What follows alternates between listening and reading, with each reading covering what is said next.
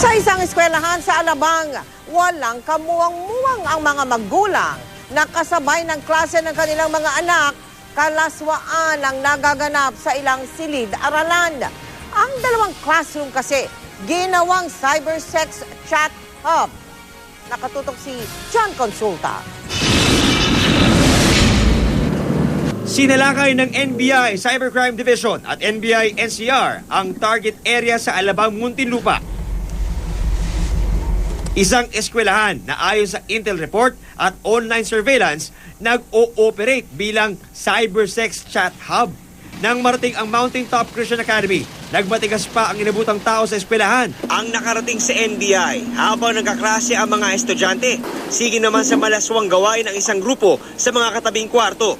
Nagbebenta ng malalaswang video at litrato sa website at ang iba nakikipag-chat ng bastos. Ito nga isa sa mga classroom na ginagamit ng eskwelahan para sa mga klase ng kanilang mga estudyante. Ang nakakalungkot ng pasukin nga ito ng NBI ay itong mismo mga computer facility ng eskwelahan na ginagamit ng kanilang mga estudyante ang siya mismong ginagamit para sa kanilang illegal na operasyon.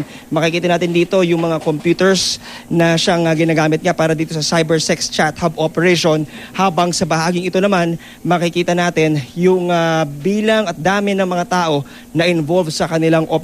Merong morning, may evening shift, lahat sangkot sa kanilang illegal na gawain. Ayon sa NBI Cybercrime Division, nagbebenta ng pornographic materials ang mga naarestong suspect sa mga kliyente sa ibang bansa.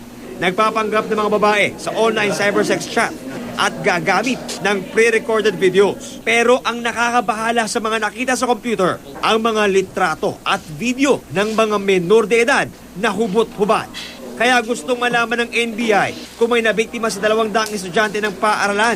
Once ma-check natin itong mga litrato na nakuha natin dito, i-counter-check naman natin ito sa mga enrollees nila dito. Arestado ang tinuturong operator ng cybersex chat hub na si Ferdinand Abejón.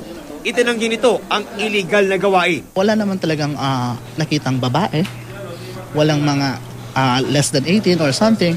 Walang webcam. Walang webcam yung opisina namin. Connected daw lahat tong tatlo sa akin, which is hindi naman totoo. Pero ang mismong may-ari ng eskwelahan na si Attorney Puring Martinez, hindi na itinanggi ang pagpasok sa ganitong klase ng gawain. Bakit niyo po pinayagan na may ganyang klaseng aktibidad sa loob ng eskwelahan po ninyo?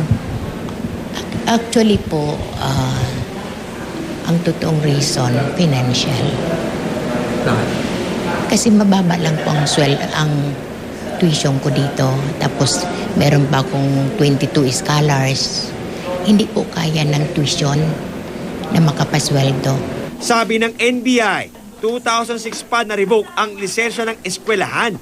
Pero marami pa ng estudyante, kaya ipapaalam nila sa DepEd ang gawain ng Mountain Top Christian Academy. Pero bukod pala sa eskwelahan, may isa pang pinapatakbong cybersex hub ang operator na si Ferdinand Abejón. Ang call center na ito sa Novaliches, Quezon City nang pasukin ng NBI. Tulog pa ang sinasabing mga lalaking ahente. Pareho rin daw ang racket. Pumapasok sila sa different online chat rooms and then nagpapanggap sila bilang babae. So once na-entice na nila yung kliyente, meron silang i-introduce na links.